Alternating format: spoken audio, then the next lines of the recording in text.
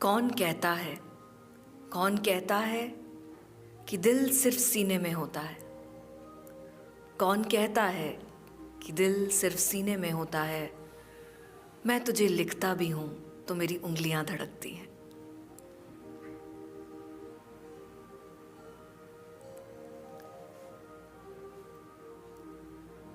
प्रेम। आज का ध्यान हमारा हृदय पे आने का ध्यान है। जैसे कि कल हमने आप सबसे कहा कि ये जो प्रयोग यहाँ 3 दिन चलेंगे उसमें आपको आपकी फेमिनिटी से जुड़वाया जाएगा, क्योंकि अब तक जितने भी अपने जीवन में क्षण बिताए होंगे उनमें पूर्णतः पुरुषत्व जिया है। जीवन का ढंग इस तरीके का होता है, जैसे मैंने कल कहा कि हम गोल ओरिएंटेड होते हैं, सोल ओरिएंटेड नहीं होते। हमें यही सिखाया जाता है बचपन से कि गोल रखिए। तो जिस तरीके का हम ढंग रखते हैं जीवन में, हम वैसे ही बन जाते हैं। और खासकर पुरुषों के लिए उनको शुरू से यही चीज सिखाई जाती है कि एक लक्ष्य साधो, गोल बनाओ, तुम्हें ये बनना है, तुम्हें वो बनना है। लेकिन तुम्हें भीतर से क्या बनना है ये कभी सिखाया नहीं जाता। और दूसरी बात और सिखाई जाती है जो अक्सर हमें सुनने मिलती है, वो ये कि लड़कों को या बचपन से ही जब वो रोते हैं तो उनको क्या कहा जाता है? रोता है, लड़की है क्या? उसको रोने की भी स्वतंत्रता नहीं मिलती। शुरू से उस पे एक चोट पड़ती रहती है उसके एक्सप्रेशन पे कि रोना नहीं है। रोना जो है वो किसको दर्शाता है? स्त्रीत्व को।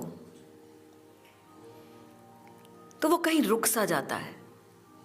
उसकी नदी जो एक्सप्रेस हो सकती थी उसको वहीं बाड़ियां लगा के रोक दी जाती है। अब हम क्या करते हैं? धीरे धीरे उसको और आगे रोकते जाते हैं, बोलते जाते हैं। कभी वो किचन में जाता है बच्चा, जैसे अक्सर आपने देखा होगा बच्चे जो छोटे होते हैं उनको घर में झाड़ू पोछे करना, कपड़ा लेके साफ सफाई करना अपने आप आ जाता है। हम उनमें ये बात की टोक लगाते हैं कि क्या यही करना है बड़े होके? ये तो लड़कियों का काम है, तुम क्यों करते हो? वो बचपन से जैसा पैदा हुआ है वो बिल्कुल अपने ही स्वभाव के अनुसार चल रहा है। लेकिन क्योंकि जो ढंग बना हुआ है, जो ढर्रा बना हुआ है, हमें उसमें उसी मोल में उसको ढालना है। हम उसको उसके अलावा होने नहीं देना चाहते, क्योंकि जब कोई उसके अलावा होता है तो क्रांति घटती है और वो सद्गुरु ओशो हो जाता है। जब वो समाज के दायरों में नहीं ढलता, वो जैसा करना चाहता है उसके लिए वो एक रिबेल होता है, चाहे उसको कोई भी उसकी कीमत देनी पड़े। वो नहीं रुकता, वो नहीं ढलता। लेकिन क्योंकि हम इतने रोक दिए जाते हैं, और ये अभी का नहीं है। अब हम सोचें कि जब से हम पैदा हुए हैं और अब तक 30-35 वर्ष हो चुके, कितना हमें रोका गया होगा। कितनी कितनी जगह जहां हम अपने आप को अभिव्यक्त करना चाहते थे वहां हमें रोक दिया गया। क्योंकि जब आप व्यक्त नहीं कर पाते तो आपके पास और कोई साधन नहीं है, आपके पास और कोई तरीका ही नहीं है। आप सख्त हो जाएंगे भीतर, आप पिघल नहीं पाएंगे। फिर कुछ ऐसी आग, कुछ ऐसे भीतर लौ जलानी पड़ेगी कि वो मोम पिघले। आपने कभी जाना होगा कि जीवन में जब दोबारा वो क्षण आता है जब हमें किसी से प्रेम होता है, तो हमें लगता नहीं है कि हम कुछ बावरे से हो गए। हमें कुछ अलग ही चीज़ें अच्छी लगनी शुरू हो जाती हैं। हमें पेड़ में सुंदरता दिखाई देनी शुरू हो जाती है, काव्य हम में घटता है। जो चीज़ें औसतन रूप में हमें दिखाई नहीं दे रही होती एक पुरुष को, उसको वो भी दिखाई देनी शुरू हो जाती है। वो क्यों? क्योंकि वो थोड़ा सा अपने हृदय तल पे आता है, अपने मस्तिष्क से होकर वो हृदय तक पहुंचता है। और वो थोड़ा सा ही आना हालांकि उसे भयभीत जरूर करता है। क्यों भयभीत करता है? क्योंकि वो जिस ढर्रे में ढला हुआ है वहां पे सुरक्षा है, और हृदय तल पे आने में असुरक्षा है। हम क्यों रुक जाते हैं अपनी फीलिंग किसी को व्यक्त करने की वजह से? वो हिचकिचाहट, वो नदी जो बह नहीं पाई, उसमें लगी हुई बाड़ियां, वो रोक।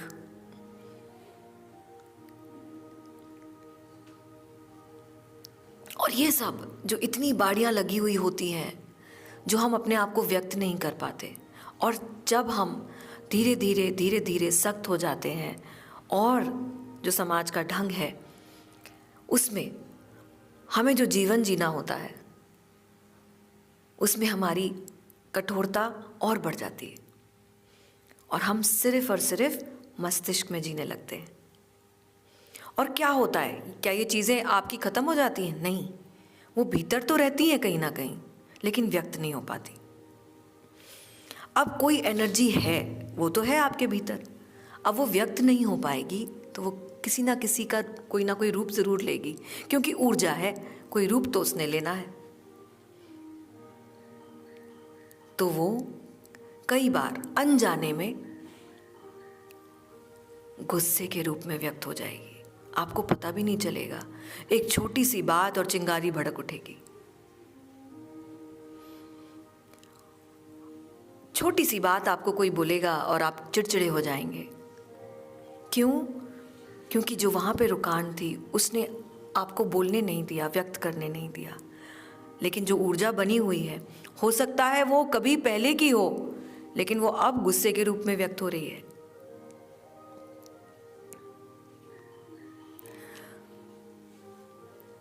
एक छोटी सी कहानी से इस बात को मैं और आगे देती हूँ। एक बार एक भिक्षु ध्यान करने निकला। बड़ा अच्छा सुंदर मौसम था। उसने अपनी नाव ली और वो नाव चलाता हुआ नदी के बीच में पहुंचा। बड़ा सुंदर दृश्य था, और उसने अपना वहां ध्यान करना शुरू किया। जैसे ही उसने ध्यान लगाया, बहुत देर बीत गई, बहुत सुंदर उसको अनुभव होते रहे। आंख बंद करके वो भिक्षु बैठा हुआ था अपनी नाव में, और हवा चल रही थी, और आज उसे बहुत अच्छा लग रहा था कि वो ऐसी जगह पे आके बैठा हुआ था जहाँ किसी प्रकार का कोई भी डिस्टर्बेंस नहीं था, और आज उसका ध्यान बहुत अच्छे से लग रहा था। थोड़ी देर के बाद जब वो आंख बंद करके बैठा हुआ था, तो अचानक से एक दूसरी नाव आई और टकरा गई। जैसे ही उससे टकराई, उसके भीतर बहुत जोर से गुस्से का आगमन हुआ कि किसी ने उसके ध्यान में बाधा डाली थी। जैसे ही उसके मन में ये गुस्से का आगमन हुआ, उसने अपने आंखों को खोला और देखा एक खाली नाव उसकी नाव से टकराई थी। जैसे ही उसने अपनी आंखें खोली और उसने देखा कि ये खाली नाव टकराई थी, उसने तुरंत अपने अंदर झांका और कहा कि ये गुस्सा मेरे अंदर था, इसे किसी की जरूरत नहीं थी। एक तो आकस्मिक आके टकरा गई और कोई चला भी नहीं रहा। अब मैं किसको ब्लेम करूं, किसको बोलूं कि तूने मेरे ध्यान में बाधा डाली? कोई भी नहीं है सामने। जब कोई भी नहीं है तब उसे इस बात का आभास हुआ कि ये गुस्सा जो मैं अपने भीतर भले ही आंख बंद करके बैठा हूं अब भी मौजूद है। क्यों? क्योंकि कहीं ना कहीं वो ऊर्जा बनी हुई थी और वो सादा मस्तिष्क में जी रहा था। तो जब हम बहुत ज़्यादा मस्तिष्क में जीते हैं तो हमारे पास 1 मिनट का समय भी नहीं लगता कि कोई ऐसी घटना घटती है और हम तुरंत अपने गुस्से को जाहिर कर देते हैं। बहुत वक्त लगता है हमें ये समझने में, और कई बार ऐसा वक्त निकल भी जाता है जब हम ये सोचते हैं यार इतनी जल्दी गुस्सा नहीं करना चाहिए था, क्या हो गया था मुझे। ऐसा नहीं है, हम स्वयं से बातें तो करते हैं लेकिन वक्त जाने के बाद,